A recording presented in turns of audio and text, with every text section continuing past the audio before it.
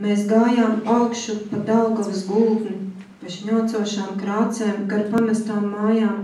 Šķiet gāja ledi, bet varbūt gadi, jo brakšķēja tums virs mūsu galvām. Varbūt lūza tilti. Pināmies tīklos, kādam kļūstot par lomu. Mūs apošņāja dažādi izmēra zivis, mašīnu vraki un zvejnieku līķi. Dažkārt čaubos, vai bijām vairs dzīvi.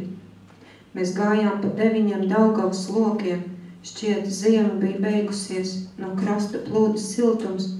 Kad Kaplavas kapos mūs sveicināja loči, tu runāja par laivām, burām un plostiem. No dzīlēm brīnījāmies, cik krāslava skaista, kad tai uzspīdēja saule ap launagu laiku. Mēs šķērsojām Baltkrievijas robežu, neuzrādot vīzu. Varbūt upe bija par dziļu, varbūt roka par īsu.